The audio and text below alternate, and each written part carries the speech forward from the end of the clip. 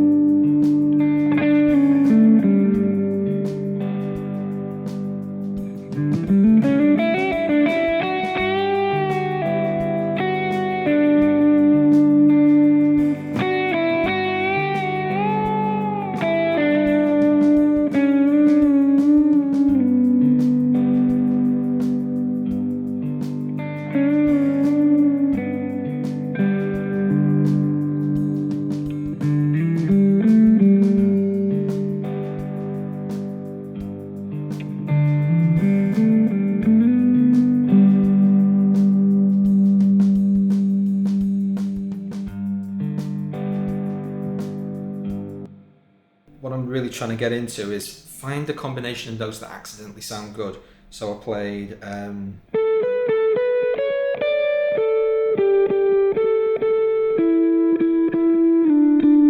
some variation of that, and then think, well, that sounded good. It was improvised initially,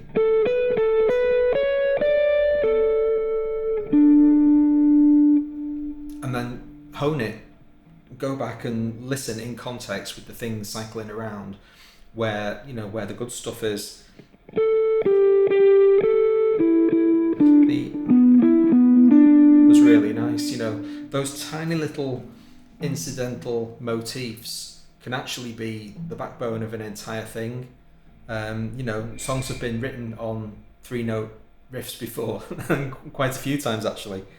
So trying to find them is really where I'm concentrating on now. And so during my practice sessions, most of that was just kind of noodling around, but then I'll kind of click this kind of concentrate mode on, where I say, right, try to find a small number of notes, the smaller the better.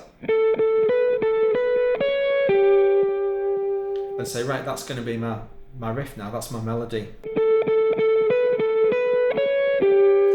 The first thing is to be able to play it exactly the same every time, because my memory's so bad.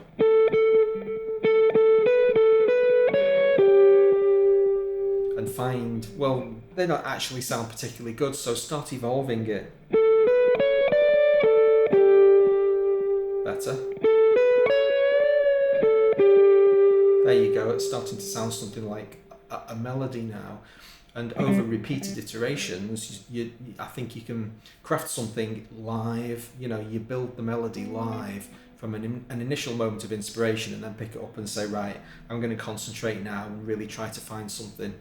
And I think this as few notes as possible thing is a really great place to start, because if your memory's bad like mine and you struggle to remember long sequences, well, make the sequences shorter. I'm trying to give myself every possible chance to sound as good as possible, and all of this is in the context of writing music. I want to write a song. The little double stops on B and G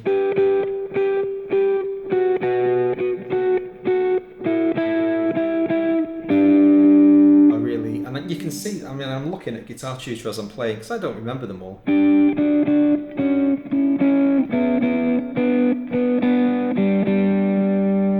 One other quick thing to say, I'll upload a copy of this audio file. I'll just basically turn it into a WAV. So as you can see, it's just a 4-bar loop repeated twice. I'll turn that into an audio file and upload it onto my Patreon page. If you want to check out the link to Patreon below, you'll be able to sign up and download this if you want to jam along. Thanks very much for watching. See you next time.